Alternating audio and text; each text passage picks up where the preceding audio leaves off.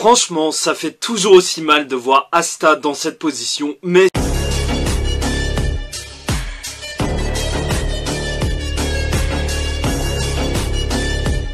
Ce chapitre, il est juste énorme.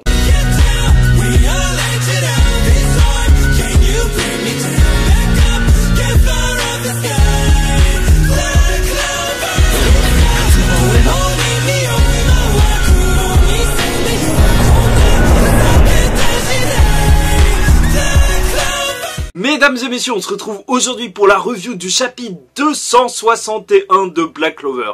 Et oui, il est sorti un peu en retard car j'étais en vacances, je crois que ça se voit un petit peu, mais on n'est pas là pour parler de ça. On est là pour parler de ce chapitre qui se nomme l'ombre de la nuit. Et qu'est-ce que ça veut dire? Déjà, l'ombre de la nuit, ce n'est pas rien, puisqu'on avait déjà théorisé, je vous le rappelle, déjà que le vice-capitaine du Taureau Noir était une fille.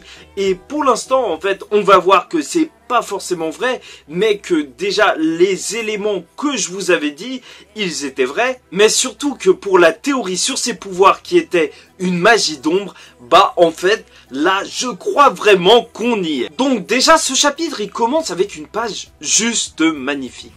Vraiment, genre tu vois la page mais... Quand je l'ai vu, je me suis dit, mais c'est vraiment un truc de malade. Ce chapitre, cet arc, il va être dingue. Rien que quand tu vois la page avec Asta qui tient le katana et son bras qui est rouge. Et là, en fait, ça fait toute la différence. Parce qu'on avait pu voir plusieurs images colorées, mais on voyait pas une colorisation officielle. Et là, avec le bras rouge, ça fait vraiment la différence. Tu vois qu'il se passe un truc, que c'est plus son bras. Et vraiment, c'est sombre, c'est sombre. En plus, ça marche bien avec le titre du chapitre, puisque voilà, il est un petit peu derrière Yami, c'est son ombre, c'est son élève, entre guillemets. Et là, il est derrière lui, en train de se tenir, et il va tout défoncer. Bon, c'est une image qui reprend ce qu'on a vu les derniers scans, mais elle est juste magnifique. En couleur, comme ça ferait un poster excellent. Et avant de vous parler du chapitre en détail, je voulais vous dire que, en fait, j'ai de plus en plus peur de me faire striker ma chaîne parce que je mets des images des scans, en fait, je vous mets des pages. Donc je vais essayer de vous en mettre de moins en moins, je suis désolé, mais voilà, c'est les règles de YouTube, je peux pas mettre plein d'images, sinon ma chaîne, elle va juste être supprimée. Donc voilà, il y en aura 2 ou 3 quand je parle de choses très importantes, mais sinon, pour le reste, bah, je vous conseille vraiment de lire le chapitre avant de regarder cette review, ou même juste de le relire vite fait, juste pour voir de quoi je parle. Mais voilà, tout commence par le soin. Parce que c'est vrai, là, en fait, il commence doucement ce chapitre parce que tout le monde se fait soigner. On a d'abord Asta qui est en train de se faire soigner et on nous dit clairement que son bras, en fait, il n'y a rien à faire. Le docteur ne peut rien y faire. D'ailleurs, ça fait plaisir de retrouver ce personnage qui était très important pendant l'arc des elfes. Et là, on le revoit encore une fois, mais il ne peut rien faire pour Asta. Et tu vois que le Taureau Noir, il est juste dépité. Et ça fait mal de voir tout le monde comme ça. Aussi bien Vanessa, Gauche, Grey, tout le monde est vraiment dépité. Et le pire, c'est que ça commence par Finral. Finral, c'est vraiment... Franchement, lui, c'est un bon. Ça fait mal au cœur de le voir triste comme ça. Et on apprend que l'Aube Dorée est en train de se faire soigner. Et je pense vraiment que ce que j'avais dit au dernier scan, que peut-être les combats, en fait, ils se sont chevauchés. Nous, on les lit comme ça à la suite, mais peut-être que les combats ont eu lieu en même temps. Et c'est pour ça que les capitaines n'ont pas pu réagir, en fait. C'est parce que tout s'est passé en même temps. Et très rapidement, on a pu voir que même 50 secondes, ça avait pris un chapitre. Donc ça se trouve que tout ça, ça s'est passé en 3-4 minutes. Et c'était juste terrible. Et il y a un petit passage qui est vraiment intéressant, c'est parce qu'on voit Grey qui demande au docteur de surveiller Gauche et de voir ce qui s'est passé, parce que voilà, il s'est fait transpercer. Et je vous rappelle que la magie de Grey a fait quelque chose de très bizarre, même apparemment que ce serait une magie de niveau arcane, même Dante était choqué. Parce qu'elle a fait quelque chose de très étrange. Franchement, j'ai pas trop d'idées sur ce que ça pourrait être. Parce que voilà, on l'a vu transformer plusieurs choses. On dirait vraiment une magie de transformation. Mais quand elle soigne quelqu'un, peut-être qu'elle pourrait même transformer vraiment la matière à tout jamais. Et ça, ce serait vraiment un peu trop cheaté. Donc, faudrait vraiment voir comment ça évolue. Parce qu'en soi, elle pourrait juste te transformer en vent et après tu meurs si c'est ça. Donc, franchement, il faut voir la suite, faut voir la suite. Mais si vous avez des idées, n'hésitez pas à me le dire en commentaire parce que ouais, vu tout ce qui se passe dans ce chapitre, alors ce petit détail, il passe comme ça. Bon, on apprend aussi qu'il va y avoir une réunion entre capitaines. Et purée, j'espère qu'ils auront une bonne explication pour pas être intervenus. Voilà. Peut-être que c'était court, qu'en fait tout ça a duré très peu de temps et ça s'est passé très rapidement, mais quand même il faut une explication. J'espère qu'ils étaient en train de faire d'autres trucs vraiment importants. Parce que là, ils ont quand même laissé 2 brigades se faire éclater comme ça, sans aucune intervention extérieure. C'était quand même gros, mais voilà, on va avoir une réunion avec tous les capitaines et ça fait plaisir de les revoir, rien que leur chara design, parce qu'ils auront sûrement un peu évolué, bah ça va être juste génial. Puis on va voir Asta qui se réveille, et il va se réveiller, déjà il va voir son bras, bien sûr c'est choquant de se rappeler que tout ça c'est vrai, il a son bras comme ça, et le pire c'est qu'il va voir dans son grimoire le katana. Donc Asta va invoquer le katana avec son grimoire, et voilà, déjà c'est terrible comme image de se rendre compte que voilà, Yami il est plus là, et c'est pour ça que c'est tellement poignant, sauf que je suis pas fan, je vous l'ai déjà dit dans les autres scans, que en fait Asta, en vrai pour moi c'est le mec avec des grosses épées, c'est le mec avec des épées tellement lourdes que même Julius il a du mal à les porter, parce que c'est choquant parce que lui c'est le seul à pouvoir porter ses épées et se battre avec, parce que dans un monde de magie il s'est musclé, il a fait le seul truc que personne ne fait, et je trouve ça super cool, et je pense vraiment que c'est lui enlever un petit peu sa spécificité, donc j'espère vraiment que c'est juste temporaire, ou qu'il va vraiment pas beaucoup l'utiliser, ou peut-être juste en hommage à Yami, enfin en hommage, je dis pas qu'il est mort, mais voilà, je suis pas super fan de cette idée, mais ça laisse tellement de perspectives pour la suite, parce que voilà, en soi, il a une magie, bah en vrai c'est une anti-magie qui est liée aux épées, un petit peu comme Lisht qui avait une magie d'épée, sauf que il les transforme grâce à son anti-magie. Mais on pourrait imaginer maintenant qu'il pourrait transformer plein de trucs avec son anti-magie. Imaginez qu'il mette de l'anti-magie dans des guns. Dans des guns, ce serait n'importe quoi. Bon, je pense que ça va trop loin. Donc même juste une arbalète. Une arbalète, Asta avec une arbalète, ce serait cool. Même juste un coup comme ça. Mais il y a plein de possibilités avec ça. Donc maintenant, s'il peut créer des armes d'anti-magie, mais c'est ouf. C'est ouf. Ensuite, bien sûr, vu qu'il se sent mal, il va directement foncer vers la sortie dès qu'il va se rendre compte de ce qui est arrivé et que Yami a été capturé. Donc il va courir, sauf qu'on va directement l'arrêter. Il va entendre une voix d'une personne dans cet espace sombre, c'est vraiment la nuit. On ne voit absolument rien et il va entendre une personne qui va lui dire « Franchement, mec, tu t'es fait défoncer par Dante. » Enfin... tu l'as eu de justesse. Et c'est vrai, c'était grâce à l'aide de Yami qu'il a réussi ce combat. Mais comment il va faire alors qu'il y a 2 autres personnes qui ont le même niveau? Bon, on nous dit pas exactement le même niveau, mais on nous dit 2 personnes avec les mêmes pouvoirs. Alors qu'est-ce que ça veut dire? Moi, je pense vraiment que ça nous montre, voilà, que la Dark Triad, en fait, c'est pas du tout des personnages avec des forces différentes. Ça a l'air d'être vraiment des personnages avec, que ce soit Zenon, Vanica ou Dante, avec une force équivalente. Et même peut-être le Zenon plus fort que les autres. Mais voilà. Franchement, on nous dit pas que Dante c'est le plus fort, alors que pourtant le vice-capitaine qu'on voit plus tard, bah voilà, elle était là, ou il était là, en tout cas ce personnage était là depuis longtemps et a surveillé le royaume de Spade, donc s'il y avait vraiment quelqu'un de beaucoup plus fort, bah il l'aurait vu. Donc voilà, ça laisse planer le doute quand même sur qui est le plus fort de la Dark Triad. Mais c'est vrai qu'Asta ne peut rien faire contre 3 personnes de ce niveau. Bon, après, il va prendre cher, notre petit Asta. Il va prendre très cher, puisque le vice-capitaine lui dit « Ton démon t'a lâché, il t'a dit que t'es trop faible, tu ne sais même pas ce que ton bras... Qu'est-ce qui se passe avec ton bras ?» Et elle lui dit, cette personne, que c'est un idiot. Et c'est terrible, c'est terrible, c'est terrible.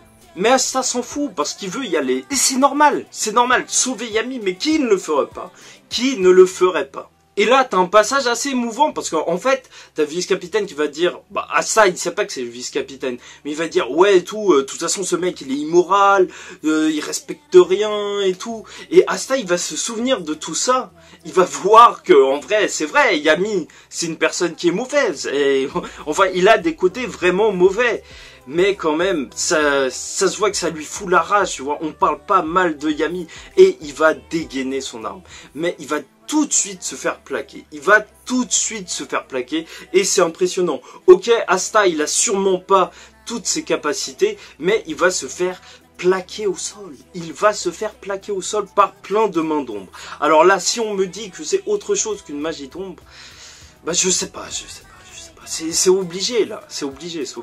C'est beau, on en avait parlé, et ça y est, on l'a, la magie d'ombre. Bon, il s'est surtout énervé, parce que le vice-capitaine a dit, si Yami a perdu, et si, d'ailleurs je trouve ça intéressant qu'on nous dise, si Yami a perdu, alors c'est un idiot.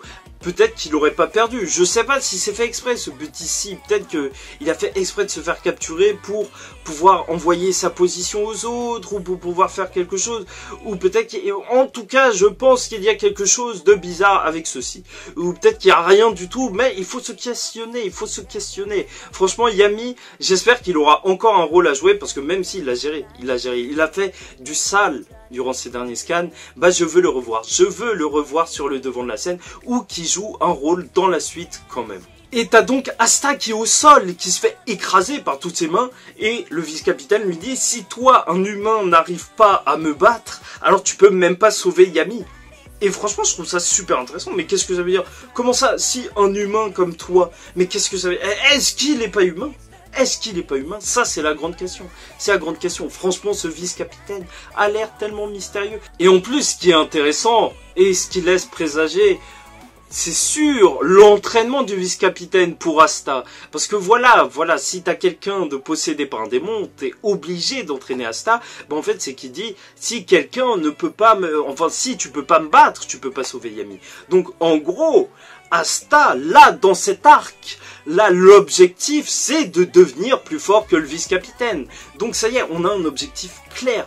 Devenir plus fort qu'un vice-capitaine, et pas n'importe lequel, le vice-capitaine du Taureau Noir. Et ensuite, bien sûr, ça viendra plus fort qu'un capitaine. Et donc, voilà, il se rapproche peu à peu du niveau d'empereur mage. Mais ça annonce un gros arc d'entraînement. Bon, et t'as la scène où Asta il pleure, et franchement, ça fait mal, hein. Franchement, Tabata, il nous a fait plusieurs scènes comme ça, où Asta il est à bout, Asta il pleure, mais franchement, cette scène, elle faisait mal, et je sais pas, ça va encore devenir une scène culte.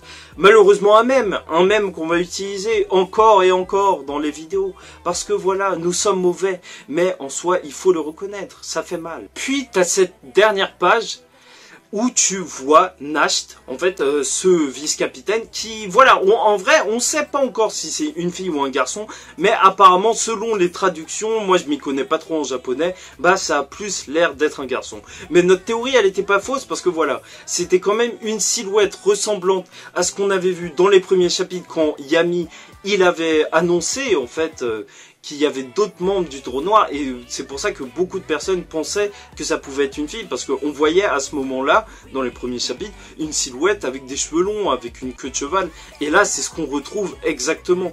Sauf que voilà, là, il y a un petit peu ambiguïté, on ne sait pas, femme, homme, on ne sait pas ce que ça va donner. De toute façon, on s'en fout, en vrai, on s'en fout, hein, tu vois.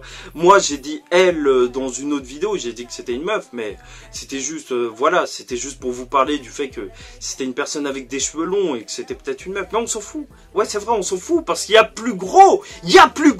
Parce qu'il lui dit, ouais, je t'aime bien. Puis, après, il y a une corne qui commence à pousser. Et là...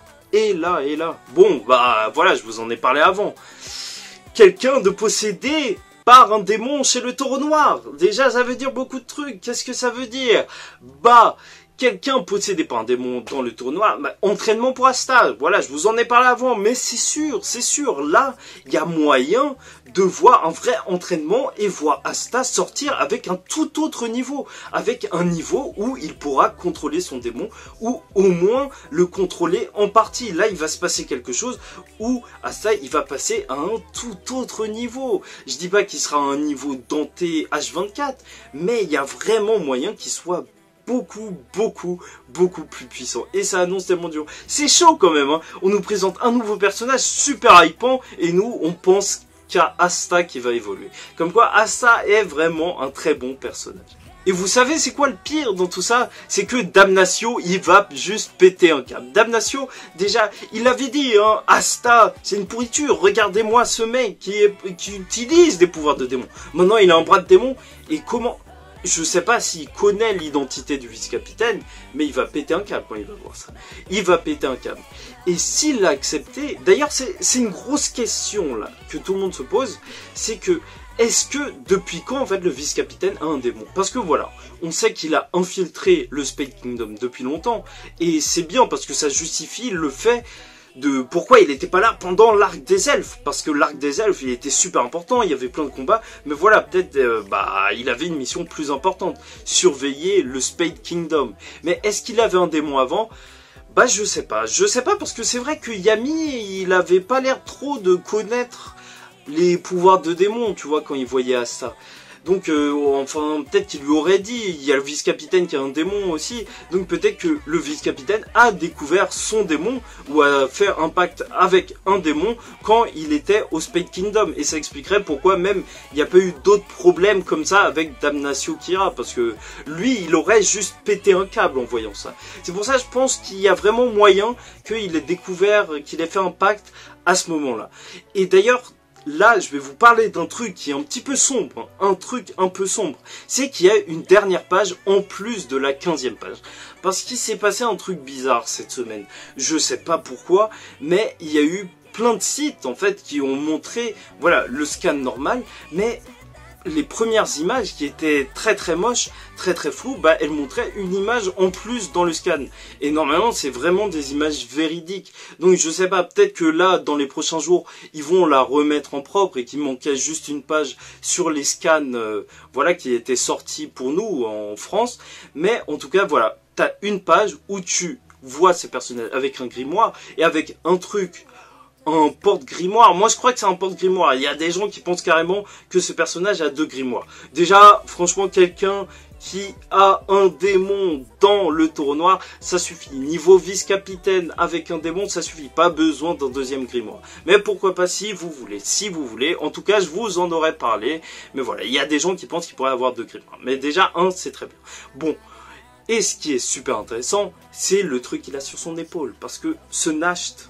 Parce que, ouais, voilà, on l'appelle Nasht et on découvre son nom sur la dernière page qui n'est pas montrée dans ce qui se passe avant. C'est pour ça que cette dernière page, elle est importante. Mais en tout cas, Nasht, déjà en allemand, ça veut dire nuit. Donc c'est assez cool, en fait. Ça fait l'inverse de Licht. Est-ce qu'il y a un lien? Je sais pas. Mais surtout, ça marche bien avec la magie d'ombre. Et surtout, tenez-vous bien, c'est que sur son épaule, tu vois un démon, et apparemment son démon c'est Satan. Alors là, il y a tellement d'idées qu'on pourrait péter un câble. On pourrait juste péter un câble. Comment il pourrait avoir Satan? C'est quoi ce démon est censé être le plus puissant? Et franchement, si le vice-capitaine du taureau noir a le meilleur démon, mais qu'est-ce qu'on fait? Qu'est-ce qu'on fait dans cet arc? Mais il doit être juste surpuissant. Comment tu peux... Enfin, c'est un nom dérivé de Satan, mais c'est un truc qui a un rapport avec Satan. Et c'est beaucoup quand même. C'est vraiment beaucoup. Je sais pas ce que vous en pensez. N'hésitez pas à me dire ce que vous en pensez en commentaire. Mais je trouve ça vraiment gros. Et il y a déjà plein de personnes qui pensent que ouais, s'il a Satan sur son épaule, alors c'est une personne qui est sûrement manipulée par Satan et au bout d'un moment, il se fera contrôler par Satan. Et le pire, c'est qu'on n'en sait rien. C'est que, en plus, Tabata, on le sait, il aime bien nous rajouter des ennemis, alors qu'on pense que tout est terminé. Vous vous souvenez de l'œil maléfique, quand il y avait Ria, Fana Et les autres qui étaient ensemble, bah non, tu découvres que Licht, en fait, c'est Patry qui vont ramener le vrai Licht et qu'il y aura encore un ennemi. En fait, il y a le démon démo. Donc ça se trouve que même ce Satan, il est en train de manipuler le vice-capitaine et que ce sera lui le véritable ennemi de la fin de l'arc. Franchement, tout est possible. Et c'est vrai que ça ferait un parallèle avec Licht et Nacht. Tu vois, Licht en allemand, c'est la lumière. Donc... je sais pas.